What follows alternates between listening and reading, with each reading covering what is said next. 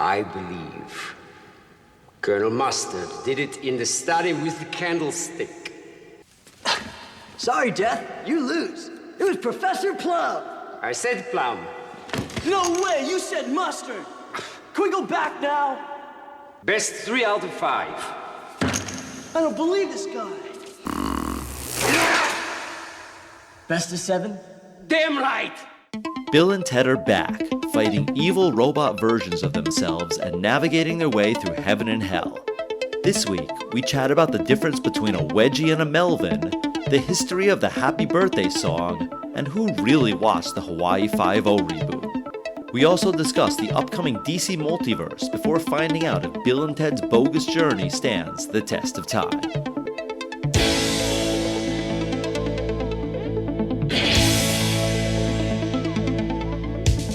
Test of time, James and Alan have their say. Do the movies you love still hold up today? James says gladiator with a glut, and Alan says as a father blah blah. It's the test of time, James and Alan have their say. Do the movies you love still hold up today? Test of time, James and Alan have their say. Do the movies you love still hold up today? Hello, everybody, and welcome to the Test of Time podcast, where we look at old movies, and by old I mean 80s and 90s, usually, and we ask if they stand the test of time. And joining me, as always, is my faithful partner. What's your name again? My name, as you know, is James Brief, and I love scooters. That seems just like a really weird, superfluous piece of information, but thank you, I guess. Okay. No, hence my nickname, Scooter. A lot of people call me Scooter. Literally no one has ever called you that. How you doing there, James? I'm good. How are you, Al? I am doing okay. Life is as good as it's going to get, I guess. But yeah, things are good. We're going to talk about Bill and Ted's Bogus journey. I first want to talk about, I'm sorry, the life is as good as it's ever gonna get? Hold on. No, I didn't say ever. Oh, okay. I'm like, wow, is today the best day of your life, pretty much? Like, and you're spending it with me doing the test of time? Wow. No, you read way too much into that. No, I just mean like, given the pandemic, given the state of life in 2020, right now is pretty good considering. That's what I meant to say. All right. I want to talk about DC news for a second. I don't watch trailers, but so we're not going to talk about the Wonder Woman or the Batman trailers. Aw, shucks. Or wouldn't it grammatically correct to say we're not going to talk about the Batman trailer? I don't think so. I think you would say we will not be discussing, in quotation marks, the Batman trailer. Actually, it would be we would not be discussing italics, the Batman trailer. Oh, okay, fine. But what I do find very, very interesting that was announced recently, DC, they're doing a Flash film. And, Flash, people know mostly as he runs really fast. But one of Flash's big story points once was this thing called Flashpoint, where he winds up something or other, runs faster than the speed of light or something, and he goes back in time, and then he sort of sees all these other different universes. There's the universe where the Flash was Barry Allen. There's even a universe where people read comic books about the different Flashes, and that's us. And Warner Brothers has announced that the DC movies are going to be doing this as well, because they announced that there's going to be a Flashpoint movie. The big thing is that not only is it going to feature Batman, but the Batman is not necessarily going to be Robert Pattinson. But they said that the Batman is going to be, wait for it, Ben Affleck, and then wait for it again, also Michael Keaton. Yeah, I mean, I've got to feel bad for Val Kilmer and George Clooney. Like, why weren't they invited to the party, I mean, that's a rhetorical question. It's very obvious why they weren't invited to the party.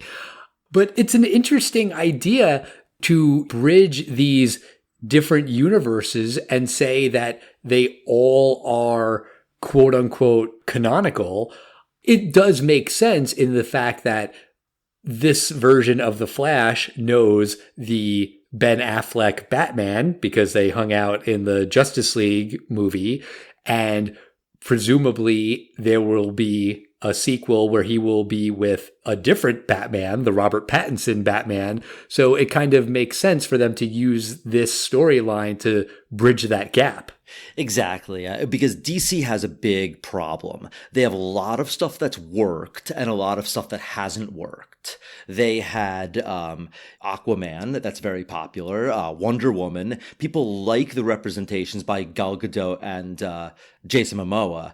And Shazam. Don't forget Shazam. But they didn't quite put Henry Cavill in there because you didn't really know what was going on there. People seem to generally have liked Henry Cavill. Whether or not they liked the movies he was in is definitely debated among fans.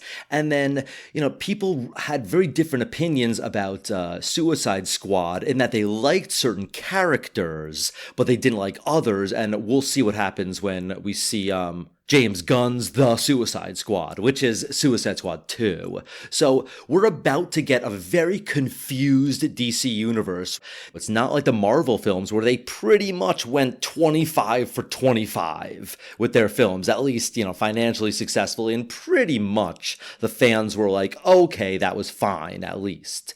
And, DC had some big problems with their films. And I think this is a very good way to bridge these problems. And, you never know. You could always get a Grant Gustin from the Flash TV series, or you can get people from Arrow. You can get the people that are popular without having to make a whole convoluted reason for it.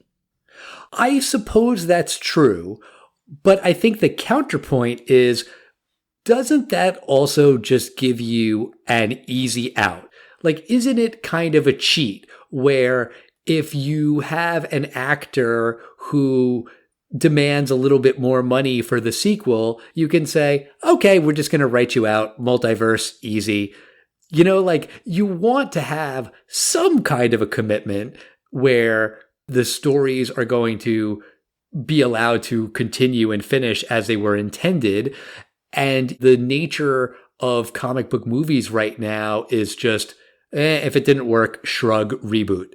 And I don't know, I think that's kind of a crappy way of looking at it. No, but you have to understand, comic book movies, both Marvel and DC, are at a crisis right now because, Chris Evans, he could do another 4 or 5 Captain Americas if he wanted to, but you can't keep these characters forever. Yes, it looks like they're going to make some kind of storyline in Thor where maybe it's going to pass on to a new Thor, but for the most part, for most of these characters, you're just going to want to keep the character, but have to recast them.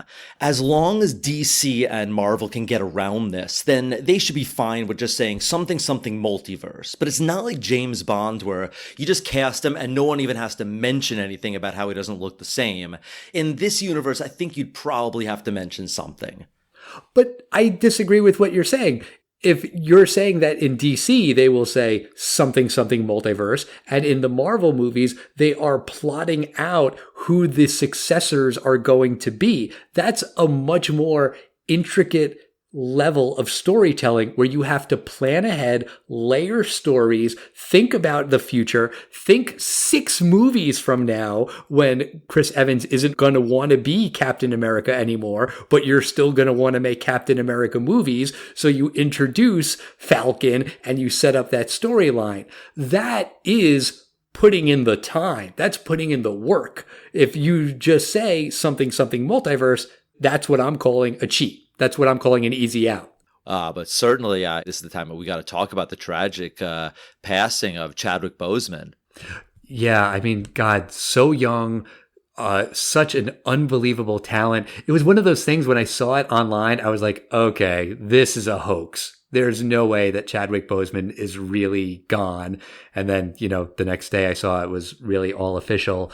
Also, just on a personal note, my grandfather died from colon cancer. That is a serious, awful, tragic disease. And if you have that history in your family, you should get tested. But along the lines of this conversation, right now everyone's mourning Chadwick Boseman's death. At some point, there is going to be this conversation about what they do with the Black Panther movies. And they could something multiverse it. They could just have a different T'Challa. They could just recast him, and they've done that before. They did that with Hulk, and they did that with Rhodey, War Machine. So they could do that. Or the other thing they could do is they could have the next Black Panther movie start with T'Challa in costume as Black Panther. He fights some bad guy. He gets killed. They use a stunt double in the costume. They use some audio that they have left over from Chadwick Boseman that they didn't use. Presumably there's some. And then in the movie, maybe Shuri is the new Black Panther, or Nakia, or someone else. It's a character that we know. And that way in the movie, the characters get to mourn T'Challa, just as the actors are mourning Chadwick Boseman. And I think that's a respectful way. And obviously that's different from replacing an actor who's just tired of the role, or replacing an actor that people didn't like in the role. But it's still allowing you to replace one character with another character that you already know within that universe. I think Marvel can do that because they've done such a great job with their casting. I don't think they're going to eliminate the character of Black Panther the way it was as T'Challa. I think they're just going to very respectfully cast, someone else who's, has an acting pedigree, and oh boy, are those shoes going to be big to follow. The world is mourning this guy. This is someone whose trajectory was obviously where you're going to be seeing this guy for the next 20 years, and it was cut off short. And, the idea of what they're going to do with the story is, obviously down the line, but I think the character is going to stay the way it is. But then again, the character of Black Panther in the first film and in the storyline, the lore is that the character changes depending on who kind of deserves it, sort of like Thor. So it very well can change. You might be right. I think people love Shuri, and it could stay in the family, and I think that's an easy way for them to do it. Franchises, as we've talked about, they sometimes have to replace actors. And, the reason why actually we're reviewing this week's film, Bill and Ted's Bogus Journey, is because there's a new film in the franchise, Bill and Ted Face the Music, which from the minimal amount that I know about the film, it pretty much deals with the fact that these two have aged and that they're no longer, teenage, early 20-somethings. Indeed. And I have not, so far in this pandemic, watched any of these VOD releases, like the Trolls movie I didn't pay for, The King of Staten Island. I like Judd Apatow and Pete Davidson, but I didn't shell out the money for that. I haven't yet shelled out the money for Bill and Ted Face the Music, but I very well might. Are you planning on paying I think it's $25 for it? I'm with you. I really might wind up doing this because I do want to support this film. And I think, it's a fair price, $20-ish to see a new Bill and Ted film. And, it reminds me of back in the days of like Napster, and like that was kind of the early days of MP3s and Wild West, and people were, Napstering. I still remember that if it was a band I supported, I definitely wound up buying the CD. Oh, I absolutely will not take a copied CD. No, I want to buy this. And, this is one of those things where I eventually would just see it on Hulu or, HBO Max or whatever it's going to be on Netflix, inevitably in 6 months. But this one I might want to support. Yeah, I agree. This film, I've read a little bit about the making of the film, not the plot or anything, and it really seems to be a labor of love. And of course, they all want it to make money, but it really seems to be that the people behind this really just wanted to make this film again for themselves, for the fans, just kind of to have a good time and, reunite. And Hollywood would be a nice place if my image of how Bill and Ted Face the Music was filmed is true. I think that's fair. And along those lines, they were talking about a third Bill and Ted movie for ages. I read somewhere that they had like legitimate plans and a script back in 2010. So they've been planning this movie for a long, long time. And for it just so happened to be scheduled to be released in the summer of 2020 during a global pandemic that shut down everything. Like, God, that's terrible timing. It stinks in that regard. So I understand why it feels like it would be a good thing to support this movie. But let's get into Bill and Ted's Bogus Journey. So in this movie, Bill and Ted aren't finding help in the past, but they have to fight evil from the future. I know. A terrorist from the 27th century named Chuck Denomulus hates the utopian society built around Wild Stallions music, so he sends evil robot versions of Bill and Ted back in time to destroy the band. After they successfully kill Bill and Ted, the guys are sent to the afterlife. They defeat the Grim Reaper in hell, then find their way to heaven. And with a little help from God and the smartest creatures in the universe, Bill and Ted return to Earth to defeat Denomulus and take their place in history. Station! So how did this movie do when it was released? I remember seeing it in the theater. I remember being excited to see it in the theater. Were a lot of other people excited to see Bill and Ted's Bogus Journey in the theater? Well, a quick recap from last week when we reviewed Bill and Ted's Excellent Adventure. That film had opened 2 years earlier. With a $10 million budget, it wound up grossing $40 million.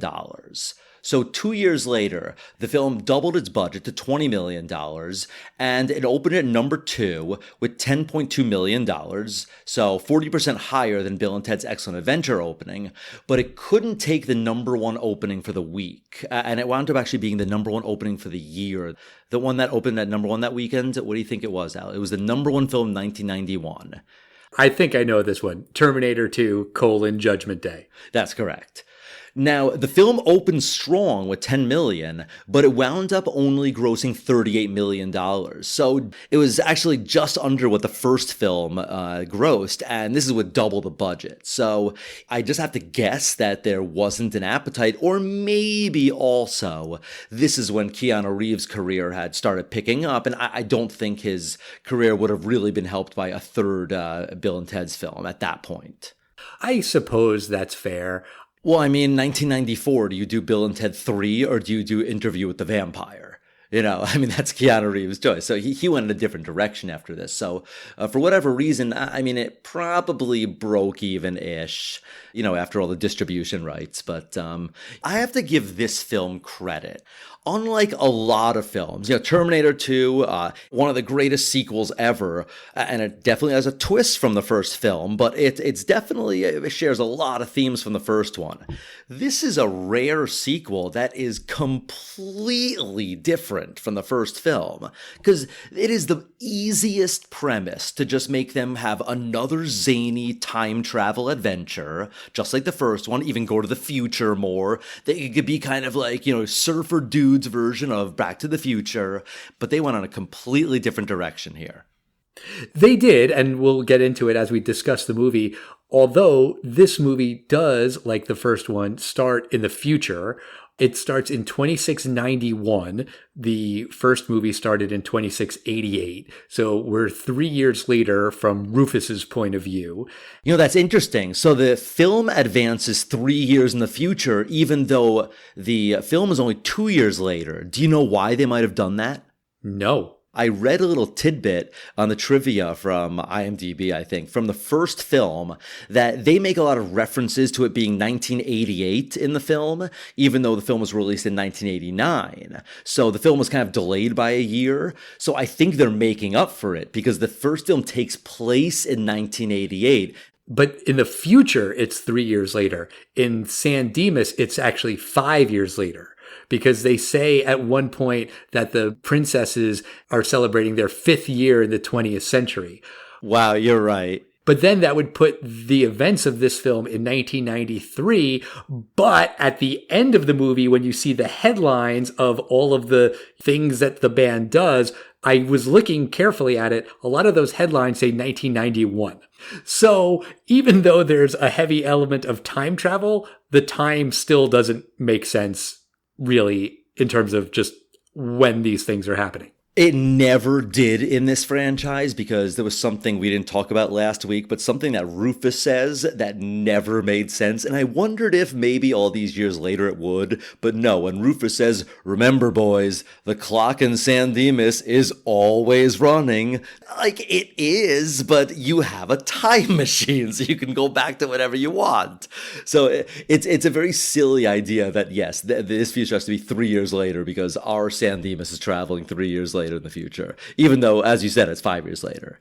But along those lines, Denomalos, the evil terrorist, says that they need to go back in time to stop Bill and Ted now because the real Bill and Ted are at their next major inflection point in their history. So that's why he has to go back in time then to stop them. So basically, Denomalos is an evil bad guy, as generic as they come, and he doesn't like this utopian society, and so he wants to steal Rufus's time machine to go back and stop Bill and Ted.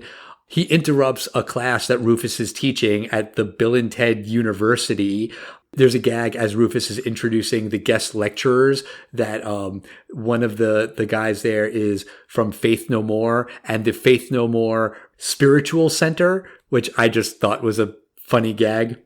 Yeah, I like how they had some classical composers. They had James Martin, and they brought out someone from the 23rd century. And I thought that was very clever because you're not a Star Trek fan, are you? You know that I'm not. I'm cool. The only person that was ever represented themselves in Star Trek was, or at least up to that point, I think, was Stephen Hawking. He wound up on the holodeck in one episode playing a poker game with Commander Data against Isaac Newton, Albert Einstein, and Stephen Hawking. The four of them played. And I always thought it was kind of silly. I'm like, when Data wants to play with the great minds of history, there's nobody after Stephen Hawking up to Data that he'd want to have poker with. So I thought that was kind of clever that they introduced some random person from the 23rd century here. It's cute, and it's great seeing George Carlin again as Rufus. You don't really get a lot of backstory on why Denomalos hates Bill and Ted, but he just does because he's evil. And he has these evil robotic versions of Bill and Ted that he's going to use to go back in time and stop Wild Stallions from being successful. And the real Bill and Ted and the princesses, because they're in the band too, don't forget, they are trying to compete in a battle of the bands, and they stink. And the woman who's running the contest basically says, I shouldn't let you into the battle of the bands because you're terrible. Your girlfriends are okay, but fine, I'll just let you in, and you can play the very last spot. By the way, that woman is Pam Grier in a small role. But the guys leave there and they throw a birthday party for the princesses, who I guess are twins if they have the same birthday, maybe? Yeah, that was never established in the first one, but now they're twins. Right. And there is a funny gag where at this birthday party, Missy, who was Bill's stepmom from the first movie, is now Ted's stepmom because she left Bill's dad and married Ted's dad. It's a silly little joke, but it's funny and it works. It is funny because, the Missy character in a lesser film would be overly sexualized in a Stifler's mom kind of way. But no, it's just kind of actually more in the second wife kind of joke. I think that's what she's used for. And it's just kind of funny. Yeah.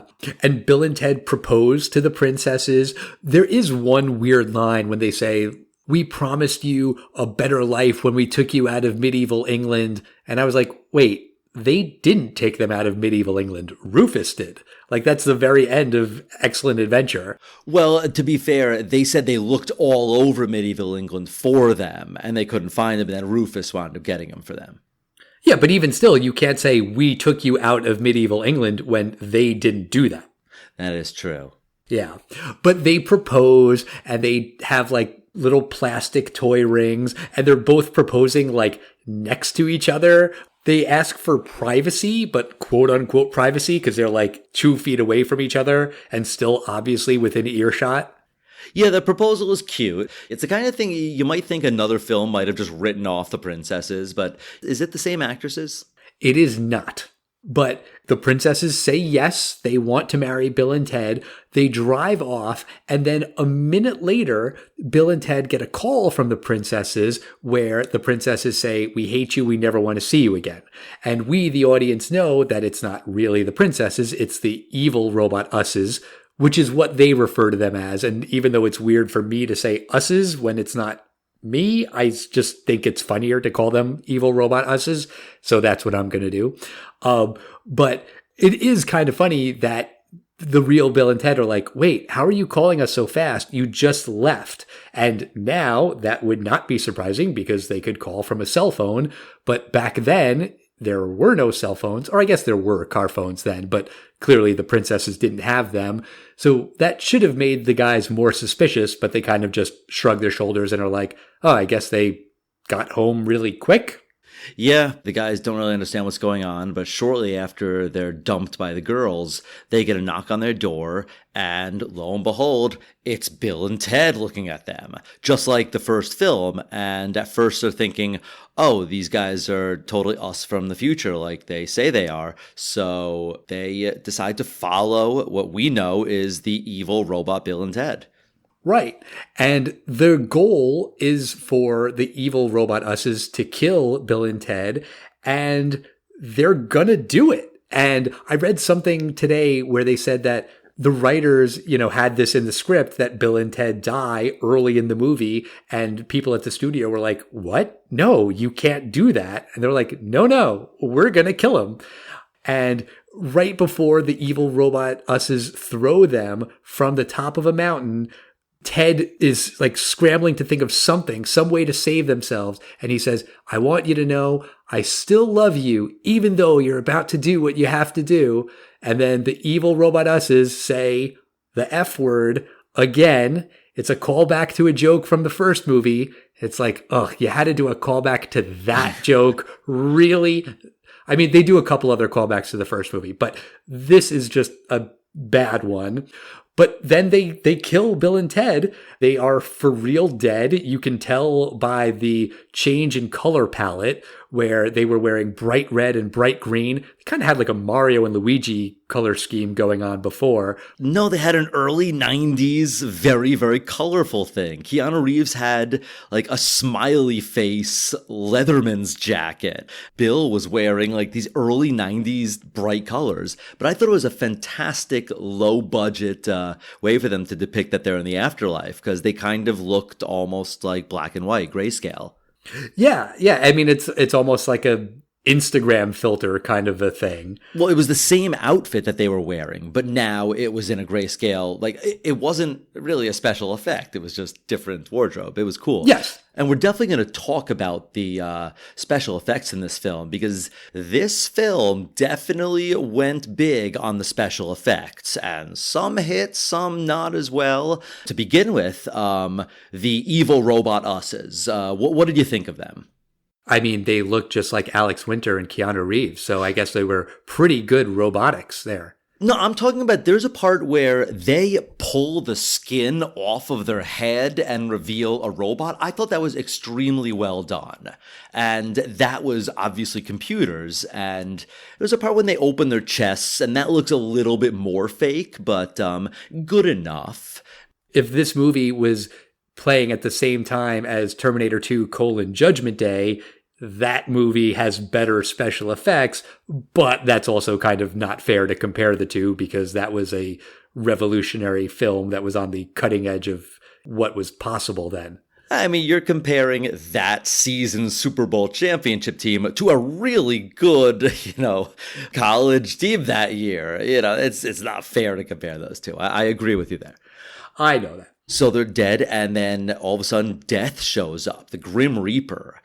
And this film takes an unbelievable twist on the Grim Reaper. He is kind of like a moody, whiny, bitchy guy, like who hates his job. And they go to him and they go, excuse me, your shoelaces are untied. And they use an expression I can only imagine when I watched this, I assumed was what I would call California lingo, because I never used this term before, but they melvin him, which, what would you have called that, Al? I would have called that a wedgie. Of course. And I looked it up today because I was curious about that. Like, why do they call the wedgie a melvin? A melvin, according to Urban Dictionary, is something different from a wedgie. It's when you do a wedgie except in the front. So you hurt the person's penis, assuming you're doing it to a guy, which is one, awful, and two, not what they do in this movie to death. They give him a standard wedgie. Well, unless the technique is different. A wedgie or pulling the elastic band up. I could see a method where you could pull the underwear and thus tugging more at the front parts. You see what I mean? From the back?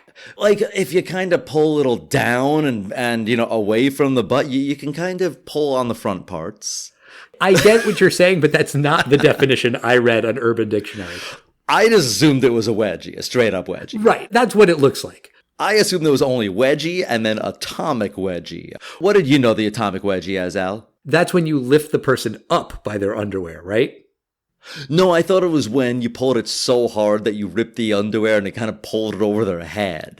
That it was like the ultimate, like, wow, he just got an atomic wedgie. Just, by way of a public service announcement for our listeners, wedgies are terrible. Never give anyone a wedgie. If you see someone getting a wedgie, help them. Although I guess if you're giving a wedgie to the Grim Reaper, then that's okay.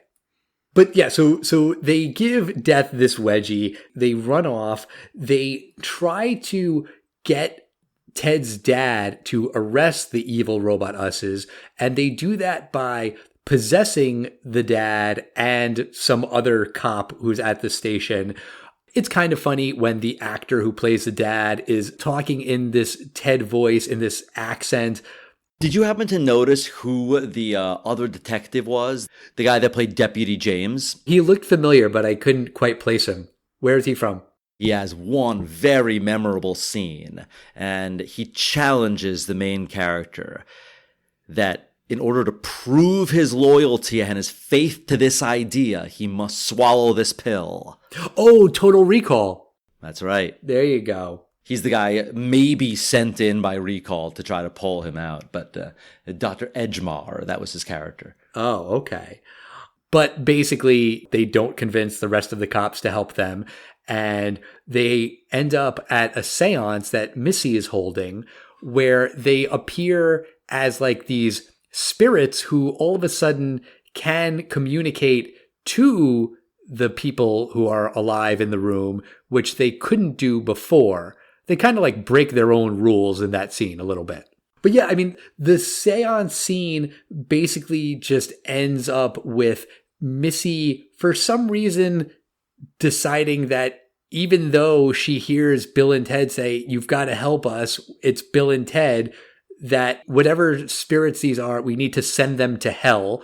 I thought it was more interesting that Missy had an accurate spell book that could banish spirits to hell. I mean, that is a very fair point. In the IMDb trivia, it said that it was actually a Stephen King book, and that in a few frames you can see like the names of one of the Stephen King stories. But yeah, that is a good point, that she actually is able to banish spirits to hell, because it does work. Bill and Ted are falling, in this like obscenely long fall. I'm pretty sure that was like the teaser trailer. I remember seeing that in the theater where it's just Bill and Ted screaming as they're falling against this black backdrop. And then after a while of them screaming, they're like, "Whoa, this is a really long fall." "Yeah, it sure is." They look at each other. Ah! Like they keep screaming. I thought that was a really good gag and a pretty funny teaser trailer. It definitely made me want to see this movie.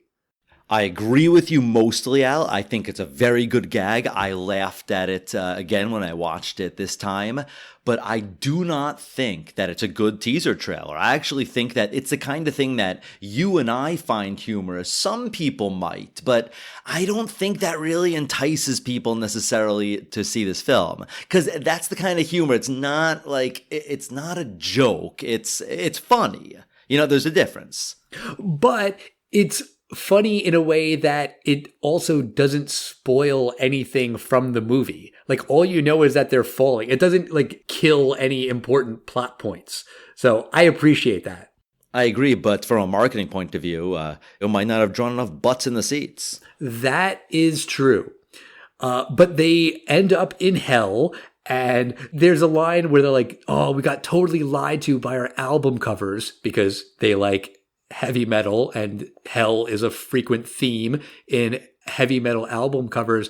But I don't really get that joke, because to me, their version of hell looks pretty much like what you would see on a heavy metal album cover. That's an excellent point. Yeah, looks straight like a Meatloaf cover, you know? Yeah, exactly. Exactly. There's a line where he says, dude, if we die, you can have my Megadeth collection. And then Ted says back to Bill, dude, we're already dead. Then it's yours, dude. And also, they're making a Megadeth reference while a Megadeth song is the soundtrack for that moment in the movie.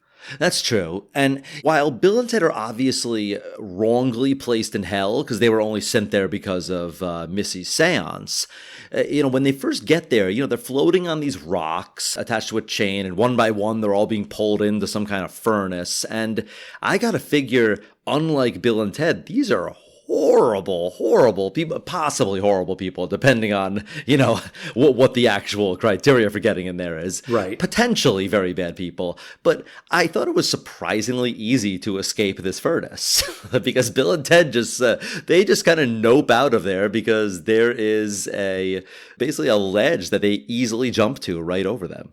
That is true. And they're able to just go right over to Satan and try to plead their case. Satan is not very forgiving, as it turns out, and he sends them to their own private hell. And this sort of plays off of a thing that happened in the first movie where Ted was threatened to go to this military school in Alaska. And then for some reason, Ted's dad brings the head of this military school to his son's girlfriend's birthday party. That doesn't make any sense, but they just wanted to get him into that scene so it would mean more when he shows up later in hell. But the guy is yelling at them and saying, you're in here for all eternity. Instead of drop and give me 20, for 20 push-ups, he says drop and give me infinity, which made me chuckle. I thought that was a funny line. Yeah, it is. And did you know that this whole part was consulted by Tim Burton? No, I did not know that. No, I just made that up. Oh, thanks for lying to me, jerk. I only did it because it's believable, right? This is Tim Burton's understudy, did the cinematography for these scenes. It's very Tim Burton-esque. It's like Pee-wee's Big Adventure kind of Tim Burton. Exactly. And they wind up splitting up because, whenever you're in a horror film situation or in hell, always a good idea to split up. But Ted goes to this one place where he's kind of tortured by a sadistic Easter bunny in a very low-budget suit, I'll say. Yes. But kind of, whatever. But Ted, he goes to a room where he's grossed out because it's his gross old granny that wants to give him a kiss. And this granny has facial hair and she's gross and it's very yucky. But I found something very interesting on here. I was noticing while they walked in there, they were actually singing Happy Birthday, the actual Happy Birthday to You, that song. And you being in television, that for the most part, you could never play that song because it was copyright. Well, you can play it, but you would just then have to pay for it. Or so it was thought. So that song Happy Birthday was composed by these women, Mildred Hill and Patty Hill. And I guess the Hill family, they own what was supposed to be the rights to this. And for years, you're right, if you wanted to play this in your show or whatever, you had to pay them. And then some movie didn't. And then they tried to do one of these cease and desists. And then the movie company was basically wait a second, no, we're going to take you to court. And then they found out in court that these people did not have the rights to it, and it's now public domain. Mm-hmm. So movies made today will have the popular Happy Birthday song, but before then it was always kind of an offshoot song of it. Or they had to pay this family for the rights to that song, and that family made a ton of money off of it. Yeah, I mean, I have no problem if you're the, you're Selena's, next of kin. You basically get to earn money off of her stuff. But, you get what is it? Probably 100 years or something. 70, 80 years, something like that. Something like that, yeah. Yeah. So Bill and Ted are trapped in this hell, and the only way they can get out is to challenge death. Because before they Melvin or Wedgie death earlier, he said that the only way to get out of death is to beat him in a contest. And they say, what happens if we lose? You are dead forever. What happens if we win? No one has ever won. So then they give him the Wedgie / Melvin and run off. But now they're desperate. They say, we've got to face death. And then death suddenly magically appears. I don't know if they're in hell or in some kind of alternate dimension. Whatever, but they decide to challenge death to a game of Battleship. I love this sequence. So good. Even while playing, did you notice that their strategy made absolutely no sense? Because they wind up winning by sinking the battleship by guessing J7, which means that they put the fourth of 4 pegs in that battleship. But the turn before that, they guessed B3. So if they had one ship left, strategically, it was not a wise second to last guess. Right.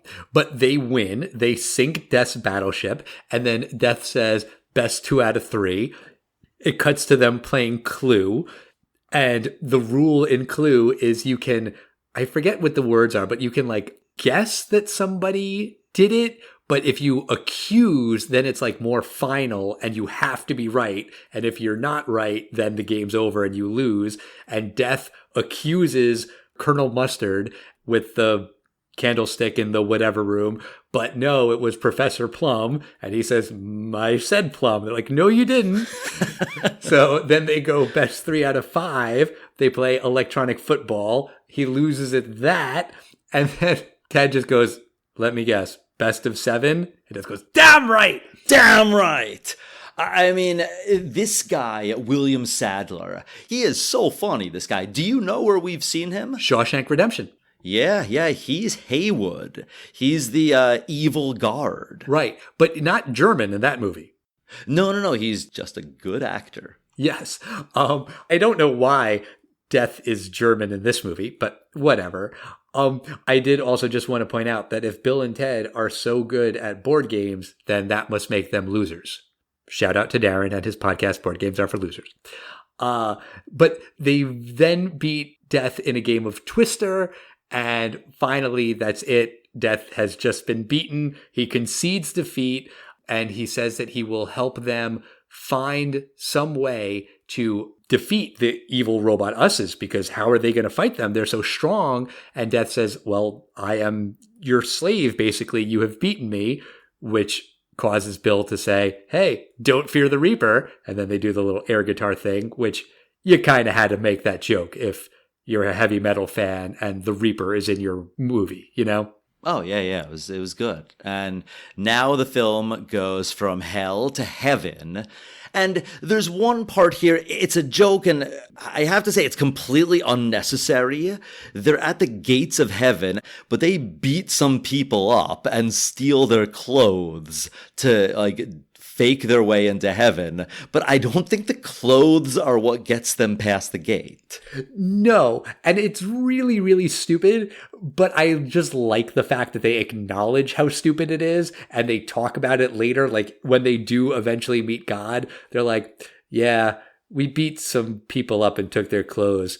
We probably shouldn't have done that. They know it was a bad thing to do. It's just oh, that's the thing you do in a movie, so that's what they do. Yeah, but you usually do it to the bad guys to steal their uniforms to get past security. But, not someone entering the pearly gates of heaven because they adopted 48 kids.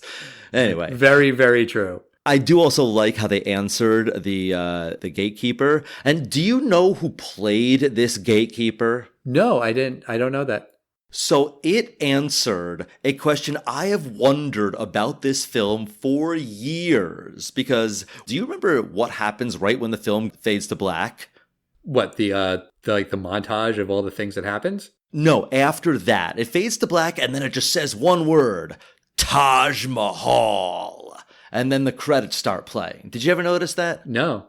Okay, well, the guy's name is Taj Mahal. And I thought it was like the Taj Mahal unit, which kind of wouldn't make sense. Like, this film did not film in India. But the gatekeeper, he's famous, and his name is Taj Mahal. Oh, I did not know that. Yeah, so for everyone who's wondered why it ever said Taj Mahal there. But when Taj Mahal, the gatekeeper, asks them, what is the meaning of life, what do they say? They quote, "Every rose has its thorn, just like every night has its dawn. Every cowboy sings a sad, sad song." And then they kind of elbow Death and he says the last line, "Every rose has its thorn." And this is also kind of a callback to the first movie when they're philosophizing with Socrates. Ted says, "All we are is dust in the wind." Now they're quoting a different song. This gag just works. It cracks me up. And, St. Peter, Taj Mahal is like, yeah, okay, that works as the answer to what is the meaning of life and lets them into heaven. That as just a concept just works for me. Yeah, and they are allowed to meet God, and they're basically granted forgiveness, worthiness, and God gives them sort of a map of where to find the people that will help them on their journey. They thank God, they tell him he's awesome, and Death turns to God, which is kind of awkward, because, I don't know if Death himself is necessarily a bad guy, but, it's awkward with the two of them meeting face to face, but he turns to God, and, there has to be a reason why he's up there. He tells God, "They melvined me." It is great. Then they go to the most brilliant scientists in the universe who are going to help fight the evil robot us's, and it's these alien creatures. And Death says, "Oh, you assume the most brilliant scientists would be from Earth?" And he says it like Earth without the H at the end with his weird Death accent. But it's these two creatures who are playing a game of charades with Einstein and Benjamin Franklin and all of these other great minds. And they're doing like the charades motion for a movie. And Death guesses that the movie is Smokey and the Bandit 3. Smokey is the Bandit. There was a Smokey and the Bandit 3. I Googled it, but I don't think that it had that subtitle. I don't get that joke, but it is still funny just because of his delivery. We'll review Smokey and the Bandit at some point, I guess. Oh, yeah, we will. But now that they have these brilliant scientists, these aliens named Station, they go back to Earth. Now they are alive. They can cash in the fact that they defeated Death. And they go to a hardware store so that Station can create something that will defeat the evil robot us's. It's kind of a throwback to E.T. when E.T. took apart a speak and spell and he was just kind of making a rudimentary, okay, all I need is this and this and I'll be able to contact my boys. And Station, they take everything from like PVC piping to dust busters. And I guess they made sure to also get a wardrobe for the robots. Yes, they do. There's a throwaway line where while they're walking in the store, there's a guy who's smoking and the Grim Reaper says, "See you soon." Test of time thing that someone would be smoking inside a store. That guy who is smoking is the director of the movie. It's a quick cameo there. But then outside of the hardware store, Station, these two creatures, they run into each other and they form one giant station so that they can build the good robot us's. But that makes absolutely no sense. Wouldn't you want to be two creatures with four hands? Wouldn't that make the work easier? I agree with you. And the only thing I can come up with is that only when he's merged into one mega station can he be smart enough to be able to do something so genius as to be able to build those robots like that. That's the only thing I could think of, that he has to form mega stations that he could be smart enough to do it. But absolutely, it seems like two stations will be able to work on two robots twice as fast. Yeah, it is very odd. But they get to this battle of the bands and everyone is there. It is a hugely packed auditorium. The band that is playing right before Wild Stallions is Primus. They were pretty big in the 90s. Well, when I saw them, like this opening act, you could just instantly tell this was professional musicians. They didn't even try to cast some like garage band playing in the Battle of the Bands thing. And I was like, who is that? And I did look it up and it was, okay, it's Primus. Their most famous song for me and for you is what? The South Park theme? That's absolutely right. They have like a very distinct sound. But the evil robot usses are there. They have the princesses like strung up from the rafters. They're going to kill them, which they shouldn't really need to do if they've already killed Bill and Ted. Although actually, no, they know that Bill and Ted are alive again because the real Bill and Ted call the evil robots when they're at the hardware store. They're like, oh, you're back from the dead. Cool. We totally get to kill you again. So, kind of a funny line. But stupid of them. Why? Why would they warn them and ruin the element of surprise? Because there would be no reason for the evil robot Bill and Ted to hang the princesses by the rafters. All they had to do was mess up the Battle of the Bands. This is very true. That is a good point. The good robot usses very easily dispatch the evil robot usses. They punch their heads off, which we know from earlier in the movie doesn't kill them. They can take their heads off. That happened earlier when they were trashing the real Bill and Ted's apartment. But then they just punch them and blow them up. Well, the evil robot Bill and Ted were built by Chuck Denomalos, and the good robot usses were built by Station. So which one do you think is going to win in a robot war fight? Station. Exactly. Always Station. The evil villains have been dispatched, but then Denomalos himself appears and he decides that he wants the whole world to see the death of Bill and Ted. He's going to kill them himself, and he broadcasts the signal to every TV in the entire world. And once again, Bill and Ted use the circular time logic that they used in Excellent Adventure to come up with ways to beat Denomalos. Yes, and this time game always kind of confused me, but it actually makes sense in this case because Bill and Ted play the time game in order to have a sandbag drop on Chuck Denomalos and his gun drops. And then Chuck picks up another gun because he's playing the time game. But then Bill and Ted play the time game to drop a cage on him. But then Denomalos plays the time game to get a key for the cage. And then he takes out the gun and it turns out it's a dud gun that shoots a flag that says Wild Stallions rule, because as Bill and Ted correctly and logically point out, only the winners would be able to go back in time afterwards and fix things. Right. It is kind of funny when Denomalos is like, two can play at that game.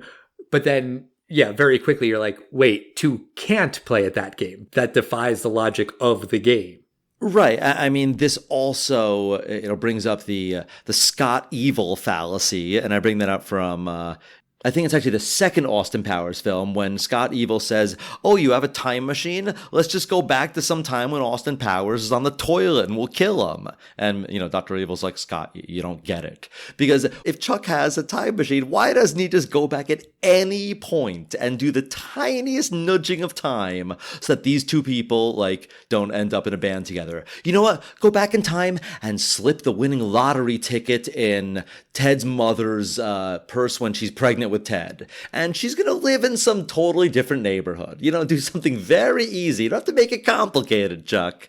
But I just wanted to bring that up. It's one of those things with these time travel films to specifically change one thing. You could change it a million ways. This is very true. But they defeat Denomalos. They give him a Melvin, which is really just a wedgie. Ted's father arrests him. Death says, "Book 'em, Dano," which is a Hawaii Five-0 reference. which I guess you could argue does stand the test of time because they had that Hawaii Five-0 reboot. So maybe people would be more familiar with that show, even if they never saw the old show. I feel like the demographic for that show is probably around the same age as people that watch the original Hawaii Five-0. So I have a feeling you're right. That's probably very, very true.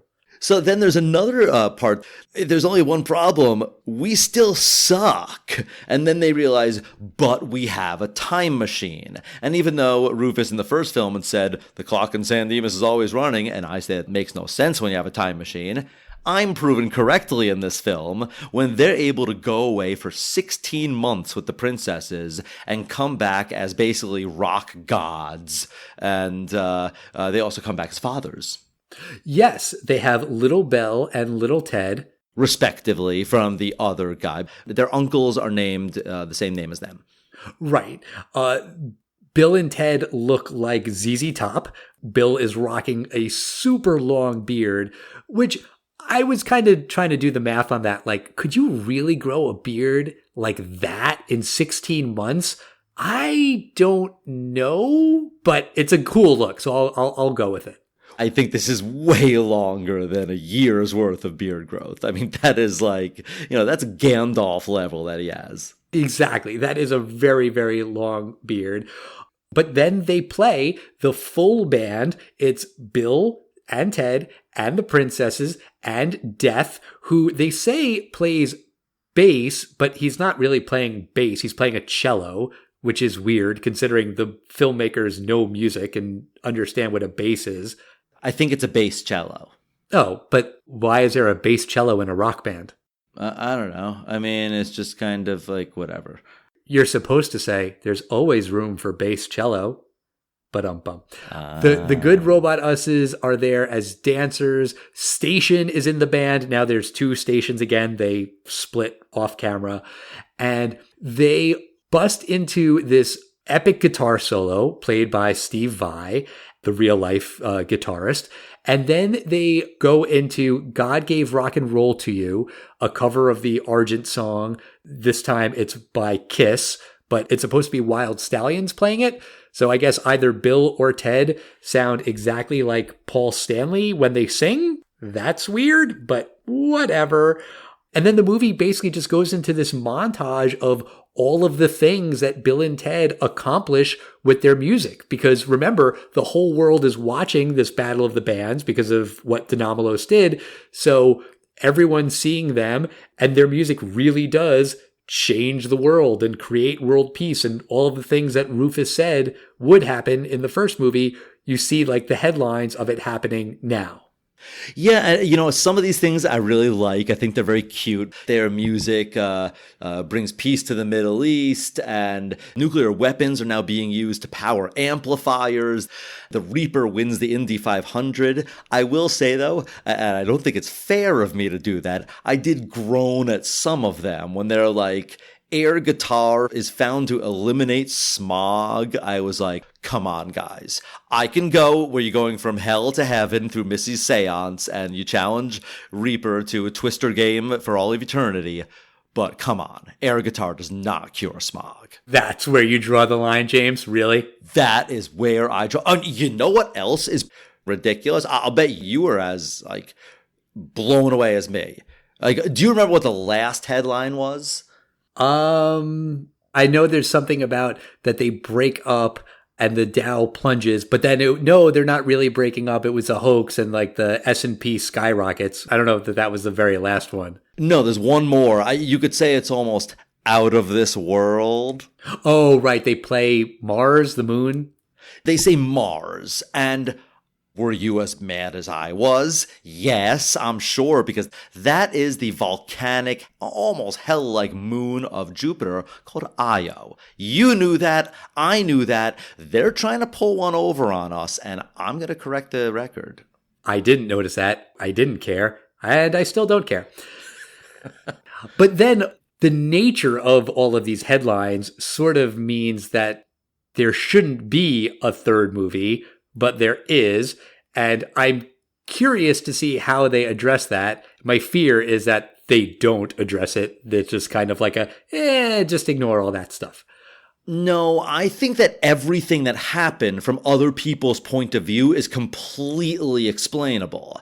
In the first film, people can just say, oh yeah, there were these stoner guys that kind of hired these guys to play Abraham Lincoln and Napoleon, and they actually pulled off. It was a real fun thing. I think I even remember Billy the Kid shooting a bullet at a lamp at one point. And the second film, it was a crazy band that had these guys in these crazy costumes. They pretended they sucked. And they came out of a phone booth, put on some fake beards, and then played awesome guitar. Yeah, it was a good time. I remember that.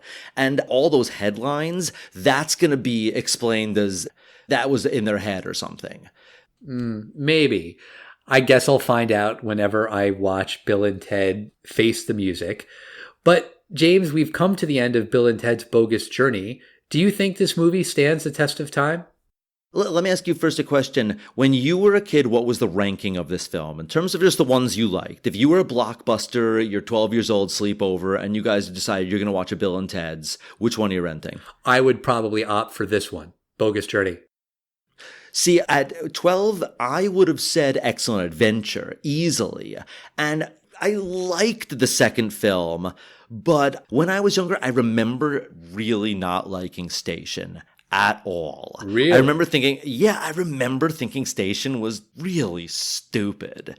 This is the summer of Terminator 2, and I remember reading about, or probably watching some, thing about the upcoming Terminator 2 and all these special effects. Everyone knew the special effects were coming on this film, but I also saw special effects for the other films that summer, and I saw stuff for Bill and Ted, and I saw the elastic face things like I talked about earlier, and I think a lot of the stuff was pretty cool. But I did not like Station. I thought it was stupid, and all he said was Station. And I have to say now, I get it now. I totally get it. I think Station was very, very charming. I think they were forcing the catchphrase Station on me, and I didn't like that either. Because a lot of films would do that. And, we saw Dick Tracy. They were putting a couple things in there. When do we eat? When are we going to eat? They want to force some gag lines on you. And I remember not liking those things. That being said, now I like Station. I think Death is hysterical. The Best of 7 challenge is absolutely hysterical. It's 4 different acts. You could kind of break this up into the opening act, it's hell, then it's heaven, and then it's them, the battle of the bands. Yeah, and I think the film was very funny, and it reminded me that I actually want to see what happened to these characters. The title is They Face the Music, which I think is going to give the hint that, they're going to deal with the aging of these characters and actors. I think there's a very necessary third film here. And while I'm going to sadly miss George Carlin, I think there is more to be said about these, even though the second film totally ends it. But there could be a funny third film. But regardless of how the third film turns out, I think that Bill and Ted's Bogus Journey does stand the test of time. And in fact, I think is a little bit funnier than I remembered it being. What do you think, Al? Does Bill and Ted's Bogus Journey stand the test of time? It's interesting that you asked, which one did I like better? And I definitely remember thinking that Bogus Journey is better than Excellent Adventure. And watching the two movies back to back, I don't know that I'm necessarily convinced that Bogus Journey is better than Excellent Adventure now. And that's not because I don't like Bogus Journey. It's because I just really like both of them. I think this movie is very clever. As we were talking about earlier, it's cool that they did something different and didn't just do more time travel. I think the fact that they go to heaven and hell makes it a little bit deep. Not really deep. I mean, it's not like a spiritual movie or anything like that, but it does sort of tell you the meaning of life. Not every movie tells you that the meaning of life is Poison lyrics. This movie cracked it. They figured it out. Death is a great character. I did find myself just in anticipation of the scene where they do the battle. I want to see Death say, best 3 out of 5. Damn right. I love that scene. It's really, really funny. I think it is pretty clever the way that in the very beginning of the movie, without any context at all, in that first scene in the future, all of those characters are saying station. It's just like a thing that they say of like, things are good, station. And you don't know why. And then you find out later in the movie why station has just become this exclamation of coolness. I read in the trivia that it was like a typo from an early version of the script. They had a scene that takes place in the police station and they deleted part of the line, but the word station was there. Like the writers were drunk and they thought it was funny. So they just made the alien named Station. Also, by the way, Denomalous. That's Ed Solomon backwards. Ed Solomon's one of the writers and producers. Just while I'm on the topic of stupid trivia. And it was played by Joss Ackland. He's a great actor. He's often a villain. And he was a great villain in the Lethal Weapon series with great catchphrases too. But yeah, I mean, I very much enjoyed this movie. I definitely think Bill and Ted's Bogus Journey stands the test of time. And I'm probably going to watch Bill and Ted Face the Music. My son really liked both of these movies, and I think he's curious to see it too. So I think I will have to pay for the $24.99. But that's going to do it for us this week. Next week, we're going to be talking about Mulan, the original animated one, because there is a new live-action movie that is hitting Disney Plus, also on demand, like Bill and Ted Face the Music. That one's $30, not $25. But we're looking forward to revisiting that Disney classic. So in the meantime, talk to us on social media. We are at Test of Time Pod on Facebook, Twitter, and Instagram. Tell us what games you would challenge death to if your soul depended on it. And we will see you next week. Goodbye, everybody. Bye.